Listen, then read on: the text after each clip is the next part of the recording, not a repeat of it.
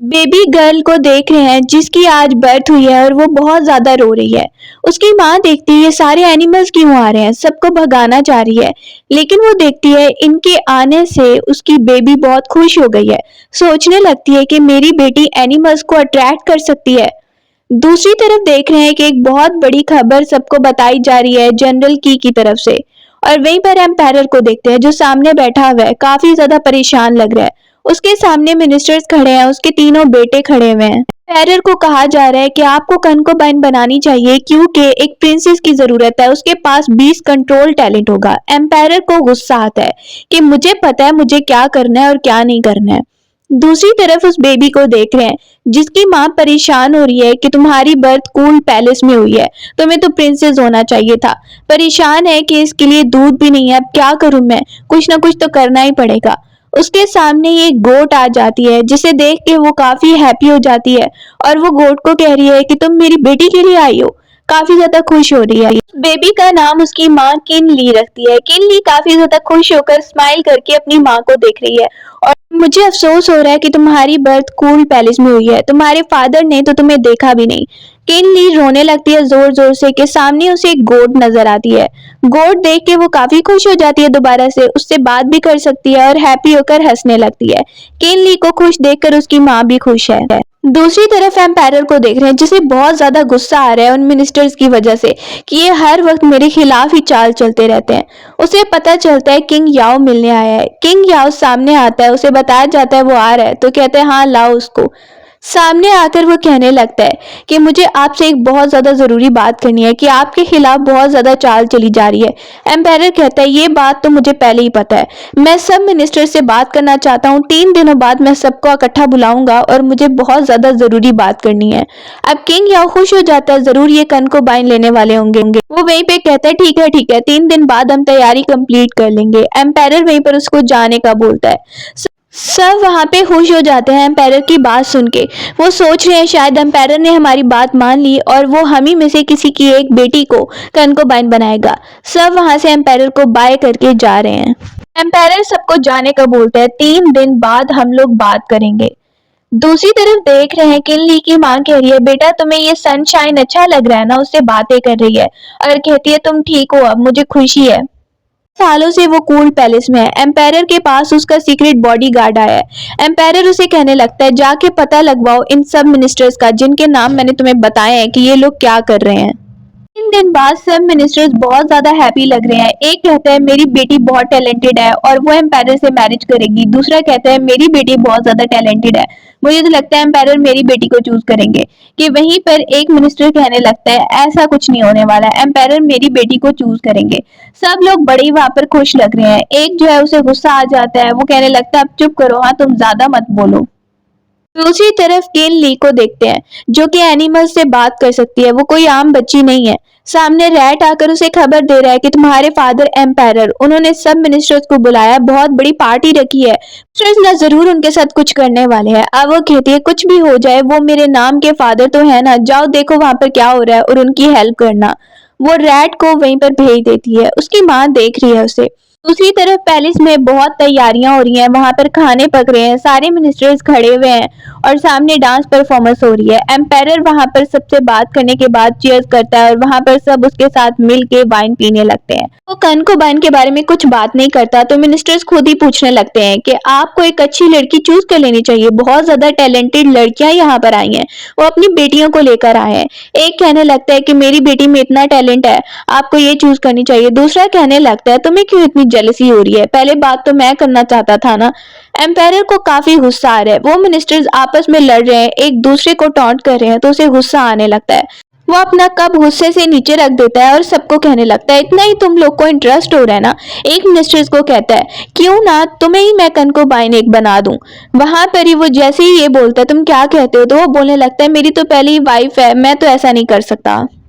Memories में देख रहे हैं एक मिनिस्टर ने एम्पायर की वाइन में कुछ मिलवाया था। एम्पायर को शक हो गया है। वो उस मिनिस्टर को कहने लगता है, अच्छा तो तुम्हारी वाइफ है तो मेरी भी तो क्वीन है ना, तुम लोग बार बार मुझे कंकोबाइन बनाने का बोल रहे हो। मिनिस्टर डर जाता है, प्लीज माफ कर दीजिए। तो वो गुस्सा होने लगता है सब पे कि तुम लोगों को मेरे फैसले का कुछ नहीं है, तुम हर वक्त अपनी बात मनवाने की कोशिश करते रहते हो। अभी यहाँ से चले जाओ वरना मैं हुक्म दे दूंगा तुम सबको जान से मरवाने का। वहां से डर जाते हैं सब और चले जाते हैं। पीछे से वो उस कप को गौर से देखने लगता है। एम्पायर गौर से उस कप को देख रहा है। एक बर्ड जो वहां पर सब कुछ देख रहा था वो वापस आके किन ली को बताने लगता है कि वहां पर क्या क्या हुआ और तुम्हारे फादर ना बच गए हैं, वरना आज ना वो पागलों की तरह बिहेव करते वो वाइन पी के।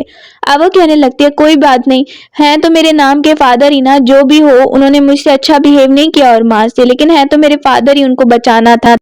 एम्पायर वहीं पर खड़ा हुआ है और सामने जो उसका सीक्रेट गार्ड है उसे कहने लगता है, पता लगवाओ कि जनरल जी कहाँ है और वो कैसे हैं। जनरल जी को उसने एग्जाइल करवाया है, मतलब के क्वीन के फादर को। जनरल कह रहे हैं मेरे जितने भी एल्डर गुजरे हैं सबके पास प्रिंसेस थी और उस प्रिंसेस को वो टैलेंट ट्रांसफर भी हो सकता है बीस्ट कंट्रोल का। वहीं पर कहने लगता है, ये तो है बात, सर्वेंट कह रहा है कि हमें एक प्रिंसेस चाहिए होगी। इसी तरफ केन ली को देखते हैं जो अब बड़ी हो गई है 3 साल की और वहां पर सामने बर्ड से बात कर रही है। कहती है माँ चली गई बाहर खाने के लिए, चलो हम भी चलते हैं। उसके पास एक बहुत बड़ा बर्ड है जो उसे ले जा एम्पायर कूल पैलेस की तरफ आ रहा होता है तो उसे एकदम से शक होता है कि यहाँ से कुछ उड़ के गया था। वो जैसे ही पूछता है तो सर्वेंट कहता है, नहीं मैंने तो ऐसा कुछ नहीं देखा और लगता है कि प्रिंसेस अभी घर पे नहीं है कूल पैलेस में। तो वो इधर उधर देखने लगता है कि मुझे जरूर यहाँ से कुछ नजर आया था। केन ली उड़ के जा रही है, इसके बाद वापस आ जाती है माँ के आने से पहले। उसकी माँ उसके लिए कुछ बना कर लाई है और आकर कहती है, ये लो जल्दी से खा लो। प्रिंसेस जल्दी से केन ली को दे रही है कि अच्छा अच्छा मैं भी खा लूंगी, तुम खा लो। कहती है नहीं माँ आप खा लीजिए, मैं बाद में खाऊंगी, मैं तो बहुत ही ज्यादा इंजॉय कर रही हूँ। उसकी माँ कहती है कोई बात नहीं। साथ में एक बर्ड भी आकर बैठ गया है। केन ली कहने लगती है, माँ मेरा पेट भरा हुआ है, आप भी खाइए मैं फिर खाऊंगी। साथ में वो अपनी माँ को भी खिलाती है और खुद भी खाने लगती है। रात को देखते हैं कि प्रिंसेस को काफी डर लग रहा है। वो अपने मदर और फादर को याद करके रो रही है। केनली अपनी माँ के पास बैठती है और कह रही है, माँ आप ठीक तो है ना, आप ग्रैंडपा को याद कर रही थी। बात नहीं, मैं जब बड़ी हो जाऊंगी ना मैं आपको ग्रैंडपा के पास लेकर जाऊंगी, आप चिंता मत कीजिए। एम्पायर को थोड़ा अजीब लग रहा है, सोच रहा है मुझे ये अजीब सी फीलिंग आ रही है। दूसरी तरफ जंगल में हम कुछ लोगों को देखते हैं जिन पर एक बीस्ट टाइगर ने अटैक कर दिया है और वो सब बहुत ज्यादा घबरा जाते हैं। वहीं पर सामने जनरल जी आ जाता है और वो उन सबको बचाने लगता है। जैसे ही जनरल जी अपनी जान पे खेल के सबको वहां पे बचाता है। जनरल जी को सब बुरा समझते हैं, उसे एग्जाइल पे कर दिया है, लेकिन वो फिर भी लोगों की जान बचा रहा है, अपनी पूरी कोशिश कर रहा है। वहां पर अपनी पावर लगाता है, उसे खुद भी काफी चोट लग गई है, लेकिन जितने भी लोग वहां थे वो उन सबको बचाने की कोशिश करता है। वापस आके वो आदमी देख रहा है कि जनरल जी अगर बुरे होते, मुझे लगता है उन्हें फंसाया गया है। दूसरी तरफ केन ली को देखते हैं, रैट आके खबर दे रहा है तुम्हारे ग्रैंडफादर खतरे में है। अब वो देखती है खतरे में है ग्रैंडफादर। उसकी माँ भाग के आ रही है, किन ली को देखने लगती है, क्या हुआ बेटा और तुम कहाँ पर थी, तुम्हें पता है मैं कितनी परेशान हो गई थी। किन ली बोलने लगती है, माँ मैं ना एक बहुत लंबे सफर पे जा रही हूँ, मुझे जाना ही होगा, बहुत ज्यादा इंपॉर्टेंट है। दूसरी तरफ एम्पायर को देखते हैं जो कूल पैलेस की तरफ जा रहा है। उसे प्रिंसेस की याद आ रही है तो वो उस तरफ जाने लगता है। कूल पैलेस के दरवाजे पर उसे फिर कुछ अजीब फील होता है और वो गार्ड्स को कहता है कि अभी ये दरवाजा खोलो। वो अंदर की तरफ जा रहा है। अंदर किनली माँ को कह रही है, माँ मैं सेफ रहूंगी। उसकी माँ कहती है तुम सिर्फ 3 साल की हो। सामने एक बर्ड आता है, उसकी माँ कहती है ऐसे नहीं जा सकती तुम। फिर वो मनाती है, उसकी माँ उसे एक निशानी देती है, ये अपने ग्रैंडपा को देना, और वो वहां से ही माँ को कहती है मैं जल्दी ही वापस आ जाऊंगी। एरर जैसे ही अंदर एंटर होता है उसे शक होता है कि अभी कुछ उड़ के गया था। वो ऊपर की तरफ देखने लगता है और नीचे उसे एक परिंदे का पर मिलता है, जिसे याद करके वो क्वीन को याद करने लगता है और सोचने लगता है पुरानी मेमोरीज में कि क्वीन उसके साथ बहुत रूड बिहेव करती थी। अब वो याद करता है मुझे आगे जाकर देखना होगा कि अंदर क्या हुआ है। जैसे ही वो आगे की तरफ जाता है तो सामने ही क्वीन को देखते हैं जो अपनी बेटी को जाते हुए देख रही है। एम्पायर बोलने लगता है तुम किसको जाते हुए देख रही हो? ये हो कि मून को देख रही हो क्या? तो वो रूडली बात करने लगती है, नहीं मैं मून को नहीं देख रही हूँ, मैं बस ऐसे ही देख रही हूँ अपनी किस्मत पर। और वहां से गुस्सा होकर एम्पायर से बात किए बगैर ही जा रही है, कहती है मुझे नहीं बात करनी। एम्पायर अपना एम्पायर वाला एटीट्यूड दिखाने लगता है कि ये हमेशा ही मुझसे रूड बिहेव करती है, मैं एक एम्पायर हूँ फिर भी। सीक्रेट गार्ड भी है, कहता है अभी कोई जल्दी से यहाँ से भाग के गया था और यहाँ पर जो बच्ची के कपड़े थे या कुछ थे वो उतार के चला गया। एम्पायर सोचने लगते हैं छोटी बच्ची के कपड़े यहाँ पर कैसे आ सकते हैं, यहाँ पर क्या था। अभी वहीं पर एकदम से उस गार्ड के मुंह पे कुछ गिरता है। देंगली वहां पे कह रही है मैं बहुत थक गई हूँ, मुझे लगता है किसी जगह पे आराम करना चाहिए। अपनी ईगल को बोलने लगती है, मुझे लगता है किसी जगह पे आराम करना चाहिए, मुझे बहुत ज्यादा थकावट हो रही है। वो ईगल उसे एक जगह पे, एक सेफ जगह पे लेकर आता है और सारी रात उसकी प्रोटेक्शन में लगा देता है, उसे फ्रूट भी देता है। ली का ग्रैंडपा डर के खड़ा हुआ है कि कोई अटैकर आ रहा है शायद मुझे मारने के लिए। वो कर्टन के पीछे खड़ा है जबकि सामने किन ली आ रही है। रैट उसे बताने लगता है कि तुम्हारा ग्रैंडपा ना अटैक करने के लिए खड़ा है, आगे मत जाना, आगे मत जाना। अब वो कहती है ये एक निशानी तुम लेकर जाओ, ग्रैंडपा की तरफ फेंको, उन्हें जरूर पता चल जाएगा। जैसे ही उसका ग्रैंडपा सोच रहा है अभी अटैकर आया क्यों नहीं, कोई आ रहा था ना, क्या हो गया उसे, कि सामने उसे एक हेयर पिन गिरी हुई नजर आती है। हेयर पिन को देखता है तो देखते ही पहचान जाता है कि ये मेरी बेटी की है। वो जल्दी से भाग के बाहर आ रहा है कि शायद उसकी बेटी उससे मिलने आई है, लेकिन सामने वो एक बच्ची को देखता है। सोच रहा है कि ये यहाँ पर क्या करी है, भाग के इधर उधर देख रहा था। किन ली बताने लगती है आप मेरे ग्रैंडपा हैं और मुझे माँ ने भेजा है। जैसे ही वो बताती है उसकी ग्रैंडमा भी आ जाती है। वो पूछ रही है अच्छा, ली की खुशबू से उसकी ग्रैंडमा पहचान जाती है कि ये मेरी बेटी की बेटी है। तो वो वहां पर काफी खुश हो गई है, ग्रैंडपा भी खुश हो गया है, वो उसे जल्दी से हग करती है, पहचान गई है। ग्रैंडपा कहता है तुम अकेले यहाँ पर आ गई, स्माइल करने लगती है और कह रही है मैं आप लोग की हेल्प के लिए आई हूँ, आपको पता है ना कि आप पर अटैकर्स अटैक करने वाले हैं और मैं ईगल के हेल्प से आई हूँ। वहीं पर ग्रैंडपा सोचने लगता है कि ये खुद अकेले यहाँ पर आ गई। वो बताती है माँ पैलेस में है, वो बिल्कुल ठीक है। वो कहता है ठीक है, अगर तुम्हारी माँ ठीक है तो फिर मैं खुश हूँ। वो बताने लगती है कि मैं ईगल की हेल्प से आई हूँ और आपकी हेल्प करने आई हूँ। वो वहां पर ही कहते हैं अच्छा ठीक है, यहाँ पर तुम ना रुको, अंदर आ जाओ। सामने उसका अंकल भी आता है और आंट आती है, तो वो देखकर खुश हो रही है और कहती है ये आपकी हेयर पिन मुझे बहुत अच्छी लग रही है। उसकी दादी कहती है ये हेयर पिन इसकी माँ ने गिफ्ट की थी, तुम्हें नहीं खेलना चाहिए इससे, लेकिन वो उसे दे देती है उसकी आंट। जैसे ही वो उस हेयर पिन को देख रही है उसे कुछ अजीब लगने लगता है, इसीलिए तो किन ली ने वो हेयर पिन ले ली थी। अब वो लेके बैठी है और उसी की तरफ देख रही है। उसकी ग्रैंडमा कहती है ये क्या किया, उसने तोड़ दिया है, जानबूझ के तोड़ी होती है। और ग्रैंडमा को कहती है गलती से हो गया। ग्रैंडमा देख रही है इस हेयर पिन के अंदर तो कुछ है। वो बोलती है क्या हुआ ग्रैंडमा। वो वहां पर ही काफी ज्यादा गुस्से में लग रही है। किन ली बोलने लगती है मैंने बस अजीब सी खुशबू सूंघी तो मैंने ये तोड़ दिया। ग्रैंडमा बोलती है कोई बात नहीं, तुम बहुत ज्यादा थक गई होगी, अब आराम कर लो। किन ली वहीं पर सो गई है। ग्रैंडमा सामने उस हेयर पिन को देखने लगती है और उसके अंदर जो चीज है उसे गुस्सा आ रहा है। आकर पूछती है अपने बेटे से कि तुम्हें पता है कि तुम्हारी बीवी की फैमिली ने ये सब किया है, वजह से उसका अबॉर्शन हो रहा था। अब वो गुस्सा होने लगती है, बुलाओ अपनी वाइफ को।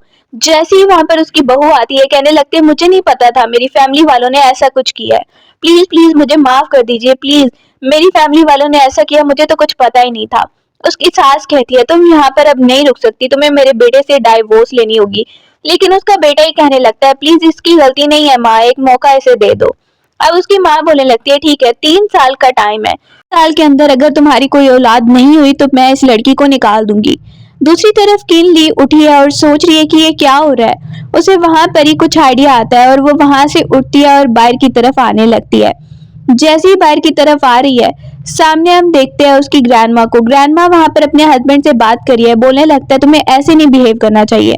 अब वो कहती है मुझे पता है, लेकिन उसकी फैमिली ने भी बहुत बुरा किया हमारे साथ। दोनों बात कर रहे हैं, किन ली को संभाल के रखना होगा, यहाँ पर बहुत खतरा है। दूसरी तरफ हम एक केव में एक आदमी को देख रहे हैं। सामने ही एक आदमी सोया हुआ है और उसका साथी वहां पर कुछ कर रहा है और सामने रैट बैठकर सब कुछ देखने लगता है पे क्या चल रहा है। वो वापस आके सब खबर किन ली को देने लगता है। किन ली उसे कहती है ठीक है, हमें उनका प्लान पता चल गया, अब ग्रैंडपा को खबरदार करना होगा ताकि वो उनके खिलाफ अच्छे से काम कर सकें। ग्रैंडपा वहां पर आता है। किनली बताने लगती है कि आपके खिलाफ ना बहुत बड़ी चाल चली जा रही है, जो आप लोग खाना खाएंगे उसमें पॉइजन होगा, हमें कुछ ऐसी एक्टिंग करनी पड़ेगी। वो सब प्लान ग्रैंडपा को बता देती है। इसके बाद वो रैट के साथ जंगल में जाती है। वहां पर कुछ जड़ी बूटियां इकट्ठी करने के लिए गई थी, तो सुनने लगती है रैट क्या हो गया। रैट वहां पर बहुत ज्यादा डरने लगता है और कुछ बता नहीं रहा है। अब वो कहती है ईगल तुम्हें क्या हो गया। ईगल आके बता रहा है बहुत सारे बीस्ट को पकड़ लिया गया है। वो कहती है पकड़ लिया गया है, वो बता रहा है उनको कैद करके रखा गया है। किनली कहने लगती है तो बुरी बात है। रैट तुम्हें क्या हुआ, तुम इतना ज्यादा क्यों डर रहे हो, कोई बात है तो बताओ। रैट वहां पर कहने लगता है मेरे साथ बहुत सालों पहले बहुत बुरा हुआ था। वो वहां पर ही उसे अपनी स्टोरी सुनाने लगता है। किनली कहती है चलो पहले उन एनिमल्स को जाके देखते हैं। ईगल उसे लेके जा रहा है। किनली सोचने लगती है आखिर ये कौन लोग हैं जिन्होंने इन एनिमल्स को बांध के रखा होगा, और ये आखिर करना क्या चाहते हैं, उनको बचाना ही पड़ेगा। तो उसे अपनी स्टोरी बता रहा है कि एक दिन एक मास्क मैन आया था और वो उसे पकड़ रहा था। वहीं पर वो कहती है अच्छा ये बात है, ये लोग बहुत ज्यादा बुरे हैं, पहले हमें इन्हें सबक सिखाना पड़ेगा कि ये इन एनिमल्स को क्यों बांध रहे हैं। अब रैट भी उसके साथ जाने लगता है और ईगल उसे एक जगह पे लेकर आया जहां पर वो देखती है कि काफी ज्यादा एनिमल्स को बांध के रखा गया है। सोचने लगती है कुछ आइडिया लगाना पड़ेगा इनको भगाने के लिए। सामने एक टाइगर नजर आ रहा है जो उसकी तरफ आ रहा है, और वो टाइगर एक कैट बन जाता है जो उसके साथ साथ चलने लगती है। एक तरफ एक केव में लोग बैठे हुए हैं, उन्होंने लड़कियों को पकड़ के रखा हुआ है। एक कहता है मुझे बेटी को अपनी देखने जाना है, दूसरा कहता है अच्छा अभी तुम बेटी की बात कर रहे हो। वो आपस में झगड़ा करने लगते हैं। सामने एक आदमी कहता है यहाँ पे झगड़े का टाइम नहीं है, और दिल में कुछ सोचने लगता है। दूसरी तरफ किनली को देखते हैं जो वहां पर ही बैठी हुई है जंगल में, और सामने देख रही है कि पिंजरों के अंदर बहुत सारे एनिमल्स को बांध के रखा गया है। वो सोचने लगती है कितने बुरे हैं ये लोग। सामने एक आदमी को शक हो जाता है। किनली को वहीं पर दिंग मिल जाता है जो उसे बचाकर वहां से लेके जाता है। एक साइड पे आकर वो उससे पूछने लगती है ब्रदर दिंग तुम यहाँ पर क्या करे थे, थैंक यू मुझे बचाने के लिए। दिंग कहने लगता है तुम फर्स्ट टाइम यहाँ पे आई हो, मैंने तुम्हें बचाया कोई बात नहीं। अब वो उसे देख के कहती है तुम बीमार तो नहीं हो, उसका हैंड देखने लगती है। दिंग बोलता है नहीं नहीं, लेकिन एकदम से वो बेहोश हो जाता है। किनली उसे देखने लगती है इसे क्या हो गया ब्रदर दिंग, तुम्हें क्या हो गया, एकदम से तुम क्यों गिर गए हो। वो काफी परेशान हो गई है कि उसे पता चलता है इसको ठीक करने के लिए हमें एक पत्थर ढूंढना होगा जो बहुत ही ज्यादा हजारों साल पुराना है, पता नहीं वो हमें मिलेगा भी या नहीं, कैसे ढूंढेंगे। किनली सोचने लगती है कुछ भी हो जाए मुझे ब्रदर दिंग को बचाना ही होगा, अब मुझे ये मिला है तो मैं इसे बचाऊंगी। सामने वो अपनी पावर से उस पत्थर को तलाश करने लगती है, उसके लिए चढ़ती है और फिर गिरने भी लगती है। जैसे ही गिरने लगती है तो एक दरख्त को पकड़ लेती है और कहती है मुझे इतना दूर जाना ही था, क्योंकि वो पत्थर था ही इतना दूर। ईगल सामने कहने लगता है कि मैं तुम्हारी हेल्प करता हूँ। सामने वो आती है तो उसे एक बियर भी नजर आता है। जो जो एनिमल उसे नजर आता है वो उसके फ्रेंड्स बनते जाते हैं। फिर आके वो ब्रदर दिंग को उस पत्थर से ठीक करने की कोशिश करने लगती है। दिंग जैसे ही होश में आता है उसे देखता है तुमने मुझे बचाया, थैंक यू सो मच। वो वहां पर ही खड़ा हो जाता है, उसे बोलने लगती है कोई बात नहीं, तुम्हारी तबीयत एकदम से बिगड़ गई थी, मुझे तुम्हें बचाना ही था। दोनों बात कर रहे हैं कि वहीं पर जंगल में हम तीन लोगों को देखते हैं जिन्हें शक हुआ था, और वो वहां पर ढूंढ रहे हैं कि यहाँ पर कौन था जो हम लोगों को देख रहा था। सब सोचने लगते हैं कहीं किसी ने कोई जासूस तो नहीं भेजा है। सब वहां पे शक में पड़े हुए हैं। जैसे ही किनली वापस आई है उसका ग्रैंडपा कहते तुम ठीक तो हो, तुम्हें चोट तो नहीं लगी ना। वो कहती है मैं ठीक हूँ, और ये देखिए मैं ब्रदर दिंग को लेकर आई हूँ, और ये भी अब हमारी फैमिली की तरह हमारे साथ रहेगा। वहां पर उसका ग्रैंडपा कहता है ठीक है। सामने वो बताने लगती है कि मैंने जिन लोगों को देखा है जो आपके खिलाफ चाल चल रहे हैं, उसकी एक पिक्चर हम यहाँ पर पहले बनाते हैं ताकि आप लोग को पता चल जाए वो कौन लोग होंगे जो आप लोग पर अटैक कर रहे होंगे। अब वो सबके सामने ड्राइंग बनाने लगती है। सामने उसका अंकल और आंट भी देख रहे हैं, वो सबको समझा रही है। हमने दिंग भी उनके बारे में बताने लगता है। वो एक दूसरे की हेल्प करते हैं और उन तीनों का फेस बनाते हैं। तिंगली वहां पर सबको बताने लगती है। सामने एक और आता है और वो कहता है मैं भी आप लोग की हेल्प करूंगा, मुझे पता है कि जनरल जी बहुत अच्छे हैं, प्रिंसेस की हेल्प करूंगा। अब वो कहती है थैंक यू सो मच। अब ये बात दिंग को पता चलती है तो वो पूछ रहा है कि तुम प्रिंसेस हो और तुम यहाँ पर क्या कर रही हो। वो बोलने लगती है कि मैं कूल पैलेस में ही पैदा हुई थी, मेरी माँ कब से वहां पर रह रही थी, मैंने अपने फादर को भी नहीं देखा। दिंग सोचने लगता है जिस प्रिंसेस का सब वेट कर रहे थे वो कूल पैलेस में पैदा हुई है, सोचा भी नहीं था। रात को देखते हैं कि सब वहां पे खाना खा रहे होते हैं जनरल जी और सब एकदम से नाटक करने लगते हैं कि उनको पता नहीं क्या हो रहा है, उनकी तबीयत काफी बिगड़ रही है। और जैसे ही वो ये नाटक कर रहे हैं कि उनके दुश्मन अटैक करने उन पर आ जाते हैं, वो आदमी सामने आ जाता है। सब वहां पर नाटक ही कर रहे थे, वो आके हंसने लगते हैं, लेकिन एकदम से उनके दुश्मनों पे ही वो अटैक कर देते हैं। कहते लगते तुम्हें क्या लगा कि तुम्हारी चाल में हम सब लोग आ गए हैं, और ऐसे वो हार जाते हैं। दूसरी तरफ किन ली दूसरे लोगों को रोकने के लिए गई है, जो वहां पर बीस्ट को लेकर आ रहे थे। कहने लगती है तुम लोग आगे नहीं बढ़ सकते। साथ में दिंग भी उसकी हेल्प कर रहा है। किनली उनको चैलेंज कर देती है। उसे देख के सामने खड़ा हुआ लड़का सोचने लगता है ये लड़की एक ईगल के ऊपर है। अब वो कह रही है जो कुछ भी हो जाए, ये सारे बीस्ट मेरे फ्रेंड्स हैं। लड़का बोलने लगता है तुम एक बच्ची हो के हमसे मुकाबला करोगी, तुम्हें लगता है कि ये सारे जानवर तुम्हारी बात सुनेंगे। वो कहती है हाँ ऐसा ही है, करके दिखाती हूँ मैं। जैसे ही वो उसकी पावर देखते हैं कि सब वहां पर बीस्ट इकट्ठे हो रहे हैं, सब वहां पे एनिमल्स आ रहे हैं, तो वो घबरा जाते हैं। ग्रैंडपा और ग्रैंडमा आते हैं। वहीं पर किन ली ने पहले ही उनका काम तमाम कर दिया था। किन ली ने और दिंग ने मिलके जैसे ही वहां पर सब आ जाते हैं जानवर, तो उन पे अटैक कर देते हैं। किन ली ईगल पे बैठ जाती है और दिंग भी बैठ जाता है। ग्रैंडपा जैसे ही देखता है ये सब क्या है और ये सारे सब सब एनिमल्स, वो बताने लगती है ये सब मेरे फ्रेंड्स हैं, सबको बताने लगती है। और ये टाइगर तो मेरा न्यू फ्रेंड बना है। उसका ग्रैंडपा भी हैरान हो गया है, तुम इनसे बातें कर सकती हो? बोलती है हाँ मैं इनसे बातें कर सकती हूँ। उसका अंकल भी हैरान हो जाता है। वो बता रही है ये सब मेरे दोस्त हैं और इन्होंने तो मेरी इतनी ज्यादा हेल्प की है सब कुछ ठीक करने में, ब्रदर डिंग को भी ठीक करने में। ग्रैंडपा खुश हो जाता है तुम्हारे पास तो सुपर पावर्स हैं। और उसका अंकल भी देख के हैरान हो गया। अब वो बोलने लगती है मैं बचपन से ही इनसे बातें कर सकती थी, लेकिन किसी को पता नहीं था। अब तो ये मेरी हेल्प भी कर रहे हैं। ग्रैंडपा ये देखकर बहुत ज्यादा हैप्पी हो जाता है उसकी बात सुन के। जाने का टाइम आ गया है। वो वहां पे कह रही है मुझे अब अपनी माँ के पास जाना होगा। ग्रैंडपा और ग्रैंडमा कह रहे हैं हम तुम्हें मिस करेंगे, ध्यान से जाना। वो कहती है thank you so much. Grandma उसे कह रही है ध्यान से जाना और उसे बताना कि हम उसे कितना मिस करते हैं मेरी बेटी को। सामने वो एक बर्ड को लेकर आती है और बर्ड के साथ बातें कर रही है। ये देखकर ग्रैंडपा के पास बर्ड खड़ा हो जाता है। जैसे ही वो उसे बोलती है सब उसे देख रहे हैं कि उसके पास सुपर पावर्स हैं। वो सबको एक एक गिफ्ट भी वहां से दे के जा रही है। सामने दिंग भी खड़ा हुआ है। वो उसके पास जाने लगती है, उसे भी एक गिफ्ट देती है, उसे थैंक यू बोलती है और दोनों बाय करके वहां से जाने लगते हैं। जैसे ही किनली वहां से जाती है सबको बाय करके, इसके बाद ईगल पे बैठ जाती है और ईगल के साथ ही वो वापस जा रही है। दूर से दिंग भी उसे देख रहा है। किनली वापस आती है तो उसकी माँ उसे हग करने लगती है। वो बहुत ज्यादा उसके लिए परेशान हो रही थी। वो देखती है बेटा तुम आ गई, तुम्हें पता है मैं कितना ज्यादा तुम्हारे लिए परेशान हो गई थी। एम्पायर बहुत परेशान है। उसे कहा जाता है ये न्यू चीज बनी है, लेकिन वो उसे भी नहीं खाता, उसे भूख ही नहीं लगी। कहता है कोई खबर मिली है, गार्ड कोई खबर लेकर आया है या नहीं। गार्ड वहीं पर आता है। एम्पायर परेशान था। गार्ड बताने लगता है कि वहां पर कोई बच्ची है, हमें पता चला है। तो वो बहुत खुश हो जाता है और कहता है मैं जल्दी जाता हूँ देखने के लिए। लेकिन ली डर जाती है। एम्पायर कह रहा है तुम मेरी बेटी हो ना, मैं तुम्हारा फादर हूँ, तुम डर क्यों रही हो? किनली बोल रही है माँ मैं डर रही हूँ, ये अंकल कौन है? वो कहने लगती है तुम्हारी बेटी है ही नहीं, तुम्हें अब याद आ रहा है यहाँ पर आना और तुम आते ही शुरू हो गए हो कि ये तुम्हारी बेटी है। ये सिर्फ और सिर्फ मेरी बेटी है, तुम्हारा इससे कोई लेना देना नहीं है, तुम यहाँ से चले जाओ। एम्पायर परेशान होकर अपनी बेटी को देखने लगता है। किनली कहती है आप मेरे फादर कैसे हो सकते हैं अंकल? आपको नहीं पता कि मैं कब से यहाँ पर हूँ? मैंने आपको पहले कभी देखा ही नहीं, कभी आप हमें देखने ही नहीं आए। आप हमारे फादर कैसे हो सकते हैं? जब हम मुश्किल में थे तब आप कहाँ थे? जब मैं मरने वाली थी तब आप कहाँ थे? वो कहने लगता है मेरी बात सुनो, वो एक मजबूरी थी मेरी, लेकिन तुम्हारा फादर मैं ही हूँ और यही सच है।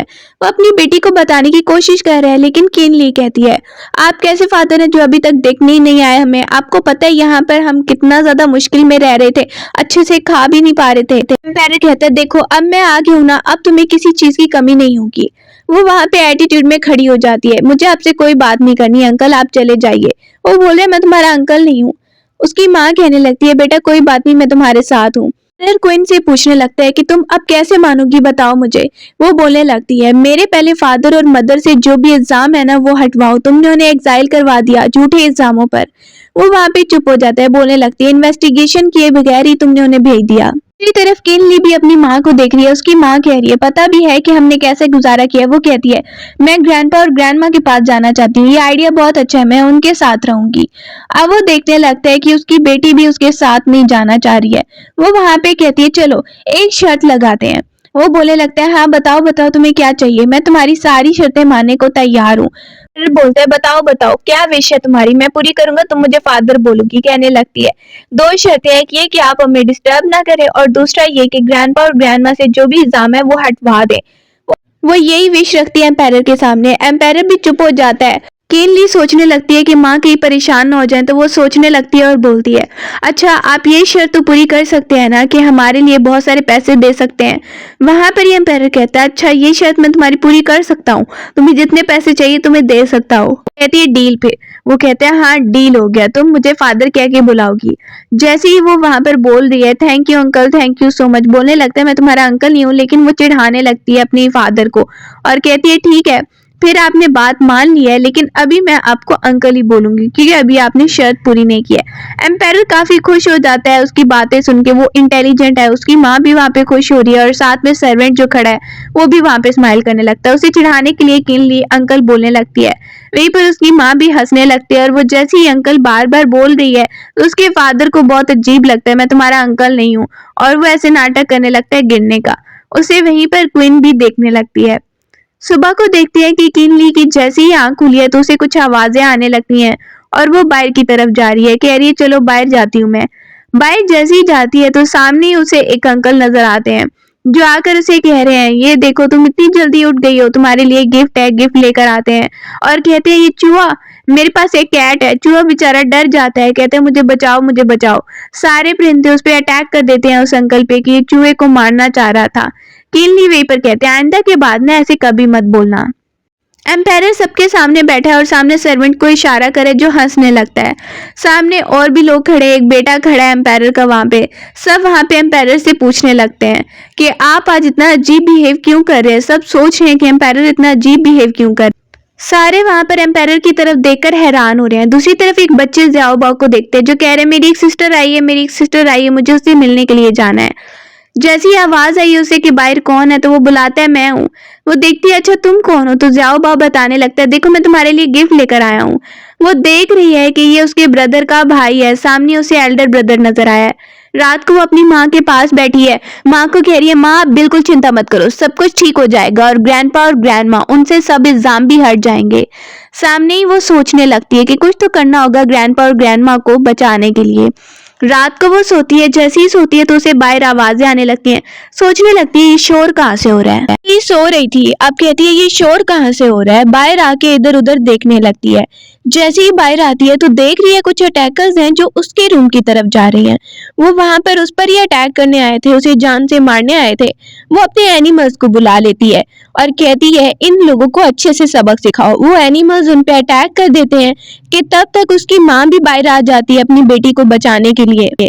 वो अपनी माँ को भी देखने लगती है और स्माइल करने लगती है। ज़्याओ बाओ जल्दी से ये खबर आकर एम्पायर को बताने लगता है कि वहां पर सिस्टर खतरे में है, प्लीज प्लीज जल्दी चलिए। एम्पायर सुनता है तो घबरा के आता है। ज़्याओ बाओ वहां पर बता रहा है उसे। वो जल्दी से आता है और उसे बहुत गुस्सा आ रहा है कि अभी अभी मेरी बेटी के बारे में सबको पता भी चल गया और अभी से लोगों ने इस पे अटैक करना शुरू कर दिया। मुझे बहुत ज्यादा गुस्सा आ रहा है, जल्दी से पता लगवाओ आखिर ये सब कौन करवा रहा है। वाइफ से बात करने के बाद बाहर आता है और सबको कह रहा है अच्छे से पता लगवाओ कि ये लोग कहाँ से आए थे। सामने ही देखने लगता है और कहता है तुम देखो तुम चिंता मत करो, तुम्हारे फादर है ना वो तुम्हें हमेशा प्रोटेक्ट करेंगे। ना कोट भी किनली के ऊपर करवा देता है, अंदर जाकर उसे लिटा देता है। आराम से उसकी बेटी सो गई है। अब वो उठता है और गार्ड को बुलाता है अपने। गार्ड वहां पे बताने लगता है, उसे कहता है अच्छे से पता लगवाओ कि ये लोग कहाँ से आए थे, मैं अपनी बेटी को खतरे में नहीं डाल सकता। वो काफी ज्यादा उसकी केयर कर रहा है। जैसे ही किनली सो गई है इसके बाद इधर उधर चीजों को भी आसपास देखने लगता है, एक बुक उठाता है और उसे भी रीड करने लगता है। एरर वहीं पर वेट करता रहता है जब तक किनली सोई हुई है। जैसे ही वो वहां पर ही बैठा था किनली उठती है और सामने देखती है कि कौन है रूम में। सामने एकदम से मेड आती है, उसे कह रही है कि आपको क्या खाना खाना है, आपको भूख लगी है क्या, आप जो भी खाना चाहती हैं बताइए। पैरर अपनी बेटी को कहते हैं तुम ठीक होगी, तुम्हें पता है मैं कितना परेशान हो गया था। अब वो कहती है मुझे अपनी माँ के पास जाना है, अभी मुझे कोई भूख नहीं लगी है, मुझे नहीं खाना खाना है। कि एकदम से उसके पेट से आवाज आने लगती है और पता चल गया एम्पायर को कि इसे भूख लगी हुई है। वो उसे कहता है आराम से खाना खाओ, इसके बाद तुम मेरे साथ जाओगी और सबके सामने मैं अनाउंसमेंट करूंगा। वो वहां पर देखते हैं ठीक है अगर आप कह रहे हैं तो मैं आपकी बात मान लेती हूँ। सब सोच रहे हैं कि एम्पायर को आज क्या अनाउंसमेंट करनी होगी जो सबको एकदम से इकट्ठा कर दिया है। सब सोचने लगते हैं आखिर क्या बात होगी, हमें पता नहीं चल रहा। जैसे ही वहां पर सबको बुलाया जाता है उसके बाद अनाउंसमेंट की जाती है, इंपीरियल ऑर्डर सबको सुनाया जा रहा है कि एम्पायर की बेटी किनली मतलब प्रिंसेस जिसका सबको इंतजार था वो आ गई है। अब ये प्रिंसेस है, इसे फर्स्ट रैंक दिया जाता है, सब में अनाउंसमेंट वहां पे की जा रही है, सबको बताया जा रहा है ये एम्पायर की बेटी है। इंपीरियल ऑर्डर किनली को दे दिया जाता है। किनली एम्पायर को थैंक यू बोल रही है और उसे कह रही है लॉन्ग लिव एम्पायर। सब वहां पर देखने लगते हैं, जिस प्रिंसेस का इंतजार था वो आ गई। वहां पर ही कुछ मिनिस्टर्स बात करने लगते हैं कि ये सच में आपकी बेटी है। किनली कहती है क्यों आप लोगों को कोई प्रॉब्लम हो रही है क्या, आप लोगों को खुशी नहीं हो रही? कहते हैं नहीं नहीं ऐसी बात नहीं है कि एकदम से वहीं पर प्रिंसेस आ जाती है। प्रिंसेस आके अपने फादर और मदर के लिए इंसाफ लेना चाहती है और कहती है मुझे एक आदमी के बारे में पता है जिसने मेरे फादर और मदर को फंसाया है। किनली भाग के माँ की तरफ जा रही है, जैसे ही वो नीचे बैठ रही है तो कहती है प्लीज मुझे अपनी माँ के पास जाने दो। किनली को रोक लिया जाता है। एम्पायर वहीं पर देख रहा है कि एक मिनिस्टर बोलने लगता है जैसा कि रूल है फिर इसे साबित करना होगा कि ये सच कह रही है। वो मिनिस्टर बोलने लगता है मैं तो सिर्फ रूल्स के हिसाब से बोल रहा हूँ। एम्पायर को गुस्सा आ रहा है, ये मेरी प्रिंसेस है और तुम इसके बारे में ऐसे बात कर रहे हो। बोलने लगता है मैं तो सिर्फ रूल पर चलने वाला आदमी हूँ और यही तो रूल है ना हमारे यहाँ। प्रिंसेस कहती ठीक है मैं साबित करने के लिए कुछ भी करूंगी। कि वहीं पर किनली आ जाती है, माँ को कहने लगती है आपको कुछ भी करने की जरूरत नहीं है माँ, मैं हूं ना, मैं सब कुछ ठीक करूंगी ग्रैंडपा और ग्रैंडमा के लिए। वो कहती है तुम इतनी छोटी हो और तुम सब कुछ करोगी। किनली किनली कहती है मुझ पे भरोसा रखिए माँ, आपको पता है ना कि मेरे पास सुपर पावर्स है, मैं सब कुछ करूंगी। उसकी माँ खुश हो जाती है। सामने वो मिनिस्टर कहता है कोई किसी के पास सबूत नहीं है कि मैंने ऐसे किया था। उसके सामने सजा भी रखी जा रही है। किनली बहुत ही ज्यादा कॉन्फिडेंस में है, वो सबके सामने खड़ी हो जाती है और कहती है कि मैं प्रूफ करूंगी कि आपने ग्रैंडपा और ग्रैंडमा के साथ गलत किया है और फिर एम्पायर फादर को भी सजा देनी ही पड़ेगी आपको। सबके सामने वो एक आदमी को लेकर आई है और उस आदमी को कहने लगती है कि आप सच बताइए। वो मिनिस्टर काफी घबराया हुआ है लेकिन वो सबके सामने सबूत लाकर रखती है और कह रही है कि क्या क्या हुआ। ये किलर को लेकर आती है जो उसका सच सामने लेकर आता है कि यही मिनिस्टर है जो मुझ पे हमला करवाना चाहता था। वहां पर ही कहा जाता है इसे सजा अब दी जाएगी क्योंकि सबूत सबके सामने है। तो एम्पायर वहीं पर उस मिनिस्टर को सजा दिलवाने के लिए बोल देता है, कहता है कि इसे अभी सजा दो। सामने एक लड़की एक गिफ्ट लेकर आती है एम्पायर के लिए। वो देखकर किनली को शक होने लगता है। असल में वो उस मिनिस्टर के साथ मिली हुई थी और उसके अंदर उसने कुछ ऐसी चीज रखी है जिससे ब्लास्ट हो जाएगा। एम्पायर गिफ्ट लेने के लिए आगे होता है, किनली गिफ्ट को फेंक रही है, दूसरी तरफ एल्डर ब्रदर किनली को बचा रहा है। वहीं पर किनली जल्दी से एल्डर ब्रदर को देख के कहती है thank you so much Elder brother, आप कितने ज्यादा अच्छे हैं। एम्पायर किनली को जल्दी से उठा लेता है और उसे बहुत ज्यादा गुस्सा आने लगता है। सामने प्रिंसेस भी देख रही है कि एम्पायर अपनी बेटी के बारे में काफी केयर कर रहा है। वो उसे फादर कह के बुलाती है तो एम्पायर खुश हो जाता है। उसे बिलीव नहीं आ रहा कि उसकी बेटी ने उसे पहली बार फादर कह के बुलाया है, तो वो काफी खुश हो जाता है और खुशी में ही झूमने लगता है। प्रिंसेस भी देख रही है। अब वो कहने लगता है आज के बाद मेरी वाइफ और मेरी बेटी को कोई कुछ नहीं करेगा, मैं सबको सबक सिखाऊंगा। वहां पर ही कहा जा रहा है इन्वेस्टिगेशन करो। सुबह को हम देख रहे हैं जो लोग पकड़े गए थे उनसे कन्फेशन करवाया गया और जो उन्होंने कन्फेस किया है वो लाया जाता है एम्पायर के पास रखा जाता है। एम्पायर ये देख के बहुत ही ज्यादा गुस्से में आ जाता है कि ये लोग कब से प्लानिंग कर रहे थे, मुझे पता ही नहीं था। वहीं पर सर्वेंट भी हैं, मेड्स को देख रहे हैं कि वो सारी तैयारी कर रही हैं प्रिंसेस के लिए। किनली बाहर झूला झुला रही होती है और वहीं पर सामने सर्वेंट आता है जो उसे कह रहे हैं कि आपको कुछ भी चाहिए तो आप बता देना। किनली का बहुत अच्छे से वहां पर एम्पायर अपने बेटे को बुलवाता है, उसे कहने लगता है कि तुम अपनी सिस्टर को आखिर इतना दूर कैसे भेज सकते हो। वो कहने लगता है सिस्टर कर लेगी, मुझे पता है। वो वहां पर ही उसे गुस्सा होने लगता है, अगर उसकी जान खतरे में आ गई तो फिर क्या होगा। वो अपने फादर के कान में कुछ बताता है और फिर कहने लगता है फादर मेरे पास एक आइडिया है। सामने एक डॉक्टर को बुलाया गया है, डॉक्टर को कहा जाता है कि एम्पायर को चेक करो। अब डॉक्टर चेक करता है तो वो देखते हैं कि एम्पायर तो बिल्कुल ठीक है, लगता है कि ये बीमार होने का नाटक करना चाहते हैं। एम्पायर वहीं पर बस अपना चेकअप करवा रहा है और साथ में उसका बेटा खड़ा हुआ है। किनली को देखते हैं, उसका फ्रेंड आ जाता है दिंग, जिसे देख के वो खुश हो गई है। दिंग कहता है कि तुम्हें पता है तुम्हारी ग्रैंडपा और ग्रैंडमा तुम्हें कितना ज्यादा याद कर रहे थे, मैं तुमसे मिलने आ गया। वो उसे कहने लगती है thank you so much brother, तुम्हें पता है कि मैं एक बहुत इंपॉर्टेंट मिशन पे जा रही हूँ। अब वो अपने ईगल के साथ उस मिशन के लिए निकल जाती है। सामने ही सोच रही है मुझे पता है कि ये मैं कर लूंगी क्योंकि मैं बीस्ट को कंट्रोल कर सकती हूँ, हो जाएगा मुझसे। लेकिन कुछ लोगों को बिलीव नहीं आता है। वो वहां पर ही उड़ के जा रही है, काफी ज्यादा उसे थकावट भी हो रही है रास्ते में उसके पास एक चीज है, एक ग्लोइंग पत्थर जो वो निकालती है। इसके बाद सामने आती है और जो पावर उसे लेनी है, जिसका सदियों से इंतजार था, वो कह रहा है कि तुम ऑनर आएगी इतने सालों बाद। बोलती है हाँ, अब मैं आ गई हूँ तुम्हें लेने के लिए। वो उसके अंदर एब्जॉर्ब हो जाती है और वो उसका ऑनर बन जाती है। अब वो पावर सिर्फ और सिर्फ उसके पास है और वहां से वो पावर लेने के बाद कहती है चलो अब वापस चलते हैं। जैसे ही ईगल के साथ वापस आ रही है तो सोच रही है मुझे इतनी ज्यादा नींद क्यों आ रही है, ऐसा लग रहा है मुझे बहुत ज्यादा नींद आ रही है। ईगल को बताने लगती है, बैठ जाती है नीचे और एकदम से सोने लगती है, लेकिन वो गिरने लगती है वहां से। सब देख रहे हैं कि प्रिंसेस आ रही है और ये क्या, ये तो नीचे गिर रही है, ईगल से ही नीचे गिर रही है। सामने ही उसका एल्डर ब्रदर भी देखने लगता है, ली सच में नीचे गिर रही है। सब उसे देखने लगते हैं, उन्हें यकीन नहीं आ रहा। वो जैसे ही नीचे गिर रही है तो उसे एल्डर ब्रदर जल्दी से आकर कैच कर लेता है। डॉक्टर को बुलाया जाता है तो डॉक्टर कहता है ये बस सोई है और कोई प्रॉब्लम नहीं है। एल्डर ब्रदर को यकीन नहीं आ रहा कि ये ऐसे कैसे सो सकती है और ये कब उठेगी, तुम्हारा मतलब क्या है, मैं तुम्हें छोड़ूंगा नहीं अगर तुमने मेरी सिस्टर को ठीक ना किया तो। वो गुस्सा होने लगता है डॉक्टर पे, बताओ कि आखिर इसके साथ क्या प्रॉब्लम है, ये कब तक उठेगी। वहीं पर कहने लगता है डॉक्टर ये तो नहीं पता, लेकिन ये सिर्फ सो रही हैं और कुछ टाइम तक शायद उठ जाए, लेकिन अभी बताया नहीं जा सकता। ये सुन के एल्डर ब्रदर काफी परेशान हो गया है और कहने लगता है ठीक है, लेकिन अगर मेरी बहन ठीक ना हुई ना, मैं तुम्हें भी नहीं छोड़ूंगा। उसे काफी गुस्सा आ रहा है। दूसरी तरफ देख रहे हैं प्रिंसेस को, जिसे बताया जाता है कि किनली अपने भाई एल्डर ब्रदर के पास है और सेफ है।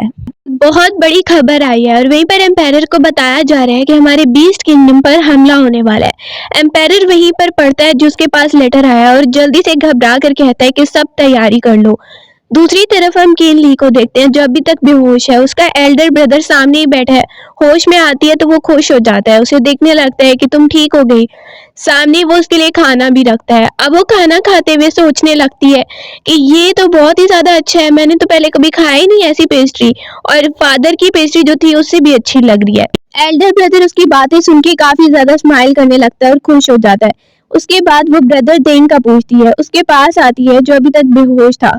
उसे देख के होश में खुश हो जाती है कि तुम अब ठीक तो हो ना। एल्डर ब्रदर वहां पे उसे खिला रहा है चीजें और वो वहीं पे कहने लगती है मैंने सुना है कि हमारा बीस्ट किंगडम हमला होने वाला है उस पे और बहुत बड़ी जंग होने वाली है।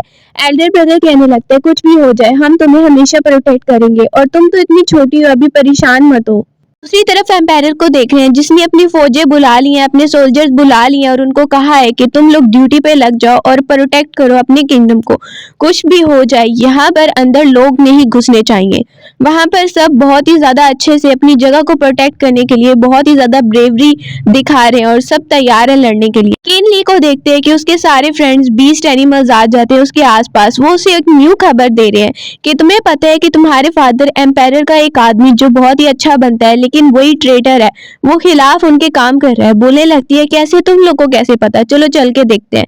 इसके बाद वो एक जगह पे आती है जहां पर उसे पता चला है कि यहाँ पर बहुत सारे स्पिरिट बीस्ट एनिमल्स हैं जिन्हें वो यूज कर सकती है। अगर वो जंग में जाना चाहे तो वो इन्हें यूज करके वो सारी फौज को हरा सकती है। वो वहां पर उनसे बात कर रही है। एक तरफ एक मेड को देखते हैं जो भाग के आई है, एम्पायर से मिलना चाहती है।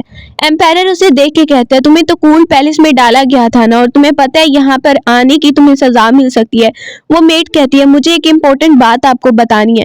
वो वहां पे एक पेंडेंट निकाल कर दिखाने लगती है एम्पायर को। ये पेंडेंट गिरा था वहां पर ही जहां पर फौज के लिए हमारा खाना रखा गया है, वहां पर ही ये पेंडेंट था। मुझे लगता है कोई है जो वहां से वो सारी चीजें चुराना चाहता है, फौज का खाना, फौज की चीजें, ताकि हमारे पास कुछ ना बचे।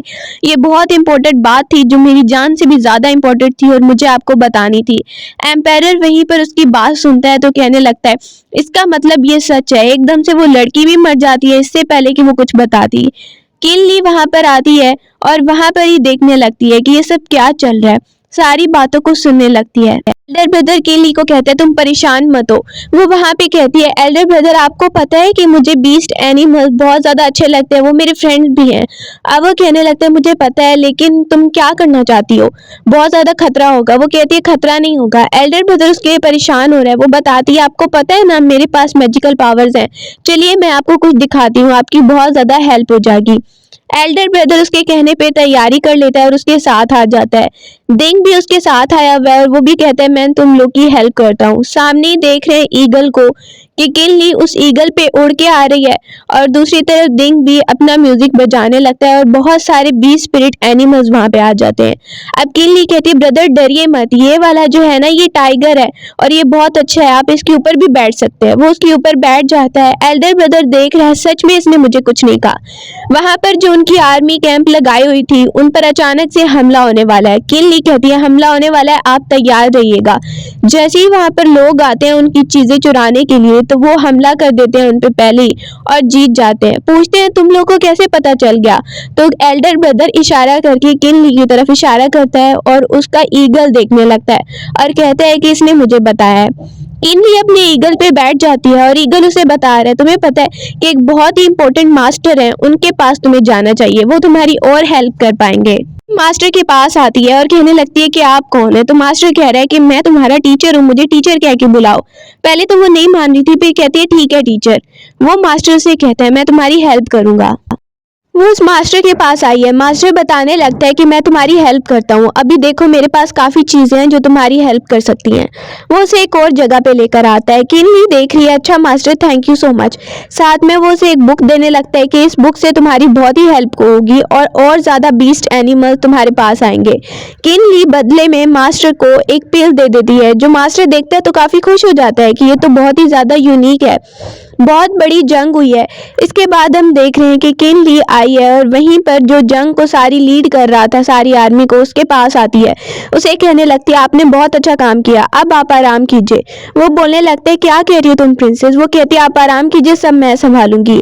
वहां पर ये आर्मी के लोग इकट्ठे हुए हैं, बहुत सारे लोगों को आगे नहीं आने दे रहे हैं।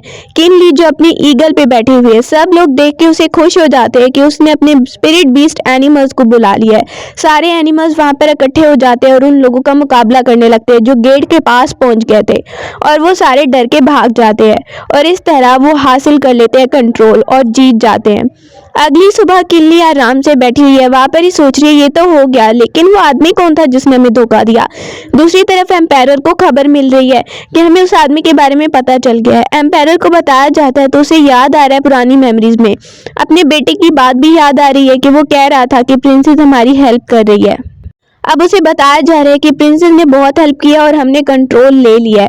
सामने ही वो आता है तो उसके पास एक आदमी आया है। एम्पायर कहता है तुम क्यों चाहते हो 50,000 की आर्मी? वो कहने लगता है वहां पर बहुत सारे लोग हैं जिन्हें हमें मुकाबला करना है। कुछ लोग कहते हैं ऐसी जरूरत ही नहीं है। एम्पायर उस पर गुस्सा होता है और कहता है कि अभी ऐसी कोई भी आर्मी वहां पर नहीं जाएगी। साथ में ही एम्पायर प्रिंसेस के पास आया है और उसे कहने लगता है कि तुम इतने सालों से जो दुखी थी और मैंने तुम्हारे साथ बहुत बुरा किया, लेकिन अब देखो उन लोगों को सजा मैंने दिलवा दी है जिन्होंने तुम्हारे फादर और मदर को फंसाया था। वो वहां पर ही उसे दिखा रहा है। किनली जो आराम से सो रही है वहीं पर उसे खबर मिलती है। बर्ड आके बता रहा है तुम्हें पता है ब्रदर दिंग के बारे में? कहती है ऐसा कैसे हो सकता है? पता चला है कि ब्रदर दिंग तुम्हारे खिलाफ हो गया, आर्मी के खिलाफ। वो बोलने लगती है मैं खुद जाकर देखूंगी, ऐसा हो ही नहीं सकता। सामने जो अंकल है वो बता रहे हैं तुम्हें तैयार रहना चाहिए क्योंकि लगता है वो दुश्मनों के साथ मिल गया है। लेकिन किनली को बिलीव नहीं आ रहा है। वो अपने मास्टर के साथ ईगल पे बैठ जाती है और कह रही है ऐसा नहीं हो सकता कि ब्रदर दिंग एक मॉन्स्टर बन जाए, मुझे खुद जाकर वहां पर देखना होगा। मास्टर कह रहा है ठीक है। ब्रदर दिंग को देख रहे हैं। दिंग वहां पर आराम कर रहा था कि वही आदमी उसके पास आता है। उसके पास डिमोनिक पावर है जो उस पर यूज करता है और दिंग को अपने कंट्रोल में कर लेता है। दिंग उसी का साथ देकर बाकी लोगों को मारना शुरू कर देता है डिमोनिक पावर से। वो आदमी इसलिए ऐसा कर रहा है कि उसका नाम भी ना बने और उसका मकसद भी पूरा हो जाए। वहां पर सब देख रहे हैं कि इसे दिंग को क्या हो गया है। जैसे ही वहां पर वो खड़ा है काफी खुश होने लगता है। दूसरी तरफ किनली के ग्रैंडपा को देख रहे हैं जो दिंग को कह रहे हैं शुक्र है तुम हमारे साथ हो, तुम भी तो बीस्ट को कंट्रोल कर सकते हो ना। लेकिन उसे नहीं पता कि अभी ये किसी और के वश में है। सामने जो आदमी खड़ा है उस पर उन्हें शक होने लगता है कि ये कुछ तो गड़बड़ कर रहा है। यहाँ पर रात जैसी ही होती है वहां पर कैंप पे हम देखते हैं कि अजीब सा वहां पर एक आदमी एकदम से गायब होने लग गया है। जैसे ही वहां पर ये पता चलता है उस आदमी को तो कहता है कि ये कैसे हो गया। दूसरे लोग भी वहां पर आ जाते हैं और कहने लगते हैं ये जरूर किसी की चाल है। सामने ही दिंग आ जाता है और किनली का ग्रैंडपा आ जाता है। वो उस आदमी को पकड़वाने लगता है कि मुझे तुम पर शक हो ही रहा था। वो कहने लगते तुम मुझे कैसे पकड़वा सकते हो जब एम्पायर ने मुझे नहीं पकड़वाया? वो बोलता है तुम धोखेबाज हो। तो कहने लगता है मैं एम्पायर के साथ बहुत ज्यादा लॉयल हूँ, तुम्हारे पास क्या सबूत है? वो वहां पर ही उसे पकड़ लेते हैं। सामने दिंग उसकी हेल्प करने के लिए किनली के ग्रैंडपा पर अटैक शुरू कर देता है कि इसे छोड़ दो। वो किनली के ग्रैंडपा को वहां पर कहता है मैं आप पर अटैक कर दूंगा क्योंकि वो किसी और के वश में है। एकदम से किनली को देख के ईगल को देख के उसकी आंख खुलती है कि ये सब क्या मैं कर रहा था। जैसे ही वो आगे की तरफ जाने लगता है तो उस पे अटैक करवा दिया जाता है कि वो होश में आ रहा है। किनली जब तक पहुंचती है तो दिंग पे अटैक हो चुका है और वो काफी ज्यादा रोने लगती है ब्रदर दिंग को देख के। वो आदमी हंस रहा है, वो उसे ठीक करने की कोशिश करने लगती है लेकिन वो ठीक नहीं हो रहा है। वहां पर कहता है मेरा आखिरी टाइम चल रहा है। किनली कहती है नहीं नहीं ऐसा नहीं होगा, आप ठीक हो जाएंगे।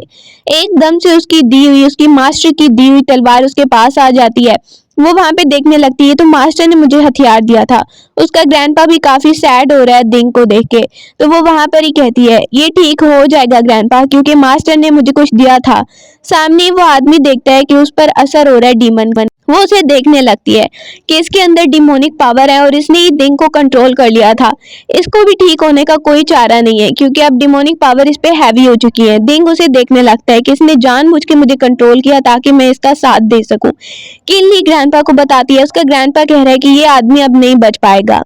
इस तरह उनका दुश्मन खत्म हो जाता है और किनली भी काफी ज्यादा हैप्पी लग रही है।